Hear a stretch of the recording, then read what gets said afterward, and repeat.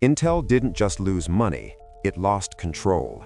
Between 2020 and 2024, more than $100 billion in market value quietly vanished, not because of a recession, not because of a global crisis, but because of a decision so deeply embedded in Intel's identity that over time, no one inside the company could see it clearly anymore.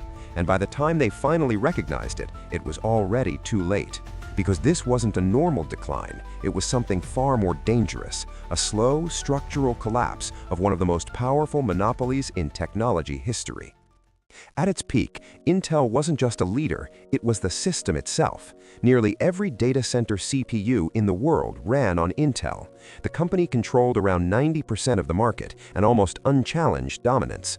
Gross margins consistently stayed above 60%, and server chips that cost only a few $100s to manufacture were being sold for thousands. It was pure pricing power, at a scale very few companies in history have ever achieved.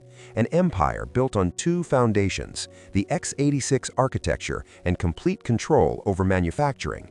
Intel designed the chips, it built the chips, and then it sold the chips. No dependencies, no compromises. Everything stayed inside the company's control. For decades, that model worked almost flawlessly, until the industry began to change, and Intel didn't change with it. The warning signs didn't arrive all at once, they never do. They appeared gradually, quiet, almost invisible at first, buried deep inside the most technical part of the business, manufacturing. For years, Intel led the world in process technology, moving from 22 nanometer to 14 nanometer, always staying one step ahead of everyone else, setting the pace for the entire industry. But then came 10 nanometer, and that's where everything started to break. On paper, it looked like the next logical step, smaller transistors, better performance, higher efficiency, but in reality, it was something very different, a massive leap in complexity, far beyond anything Intel had attempted before. Multi-patterning lithography, new materials, entirely new manufacturing processes. Each layer introduced new challenges, and each challenge demanded solutions that didn't yet exist, and Intel had to solve all of it alone. Because unlike its competitors, Intel didn't just design chips, it manufactured them. At the same time, a very different model was quietly scaling up. TSMC wasn't building chips for itself, it was building them for everyone. Apple, AMD, NVIDIA, Qualcomm, hundreds of customers, shared costs, shared risk, all flowing into a single manufacturing engine. While Intel carried the full weight of its factories alone, TSMC turned that burden into a global advantage. At first, that difference didn't seem important, but over time, it became everything. Intel committed to 10 nanometer back in 2013, targeting production by 2016. But 2016 came and nothing shipped. Then 2017 arrived, still delays, still no real progress. Then 2018. Each year passed with the same promise, but no delivery. Meanwhile, TSMC kept moving forward, from 16 nanometer to 10 nanometer, and then to 7 nanometer, step by step, year after year, no hesitation. By the time Intel finally reached volume production in 2019, the industry had already moved on. It wasn't leading anymore, it was behind. And in semiconductors, being behind isn't just a temporary setback, it's a compounding problem, one that gets worse with every single generation. Because every delay doesn't just cost time, it costs trust. And over time, customers started to notice. Doubts began to grow, quiet at first, but impossible to ignore. And one company in particular had already been thinking differently for years: Apple. Back in the early days of the iPhone, Intel had a chance to supply its chips. It passed. The margins didn't make sense. The market didn't look big enough to matter. So Apple went elsewhere, first to Samsung, then to TSMC. And over time, something began to shift. Slowly, almost quietly, Apple stopped just buying chips. It started designing them, taking control of the most critical technology inside its own products. In 2020, Apple launched the M1. It wasn't just another processor, it was a statement, clear, deliberate, and impossible to ignore. A complete shift in strategy. Design the chips in-house, manufacture them externally. The result? Massive gains in performance per watt, lower costs, and most importantly, full control over the entire product stack.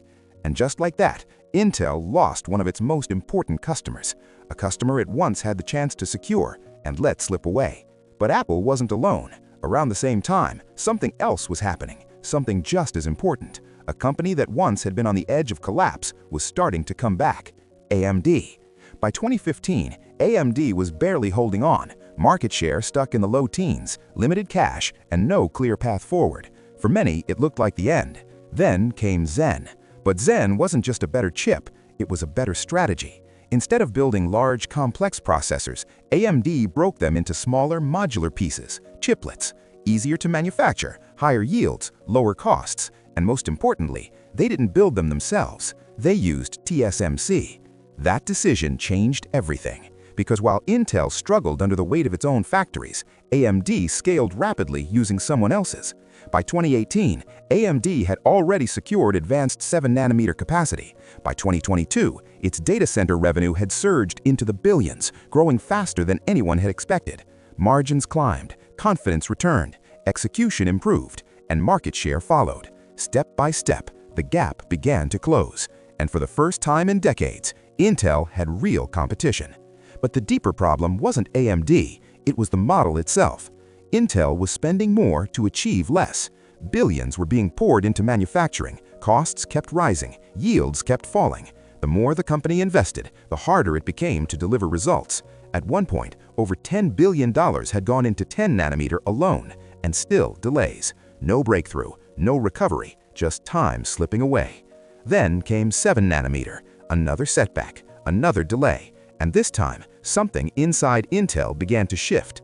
For the first time in its history, the company openly acknowledged a possibility it had always avoided. It might need help. It would outsource some of its most advanced chips, something that went against everything Intel had stood for. A decision that just a few years ago would have been unthinkable. By then, the industry had already moved on. TSMC had locked in the biggest customers, securing long-term relationships that were now hard to break. Apple, NVIDIA, AMD, Qualcomm. The center of gravity in the semiconductor industry was no longer around Intel. It had shifted, quietly but completely, and Intel wasn't at the center anymore. And then came the next wave. Not PCs, not servers, AI. NVIDIA saw it early. While Intel remained focused on CPUs, NVIDIA was building the hardware that would power the next generation of computing, machine learning. GPUs designed for parallel computation, optimized not for traditional workloads, but for scale. And demand followed. Massive, relentless, explosive. By the early 2020s, NVIDIA controlled the majority of the AI training market, and its valuation reflected that shift. Trillions of dollars, driven by a single, rapidly expanding category. Intel was still in the game, but it was no longer leading it. At the same time, hyperscalers began making a move that would have been unthinkable just a decade earlier. They started designing their own chips. Amazon with Graviton, Google, Microsoft, Meta, all building internal silicon teams, all investing heavily in custom architectures tailored to their own workloads, all reducing their dependence on external suppliers. And every chip they designed was one less chip Intel sold. Quietly but steadily, the demand that once fueled Intel's dominance began to erode. This wasn't a cycle. It wasn't something that would reverse with time. It was a shift, a permanent one. By 2023, the numbers made it impossible to ignore. Margins that once exceeded 60% had fallen toward 40%, eroding one of Intel's core advantages.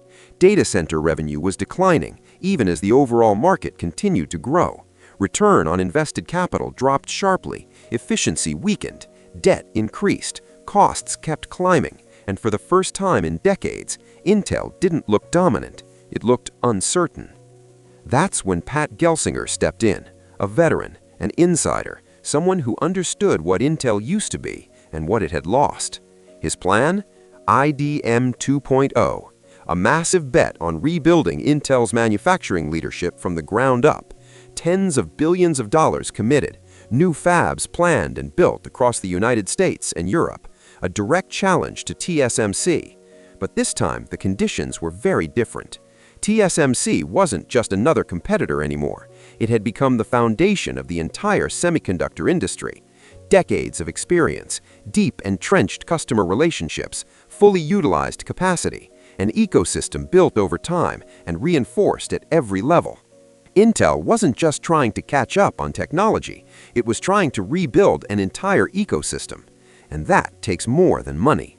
It takes time, execution, and trust, something that had already begun to erode. In the meantime, the financial pressure didn't ease, it intensified. High capital expenditure, negative margins in foundry operations, rising debt. The costs kept stacking up faster than the results. Even the dividend, once considered untouchable, was cut, a clear signal that the old model could no longer sustain itself.